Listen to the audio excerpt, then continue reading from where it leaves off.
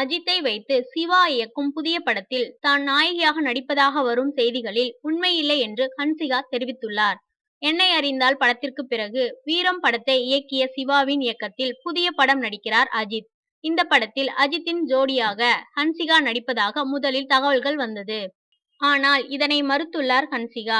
இது குறித்து அவரிடம் கேட்டபோது, அஜித்துடன் சேர்ந்து நடிக்க வாய்ப்பு கிடைத்தால் மகிழ்ச்சி அடைவேன். ஆனால் சிவா இயக்கும் படத்தில் அஜித்திற்கு ஜோடியாக நடிக்குமாறு யாரும் என்னை கேட்கவில்லை. சமூக வலைத்தளங்களில்தான் இப்படியெல்லாம் எழுதி கொண்டுள்ளனர் என்றார் ஹன்சிகா.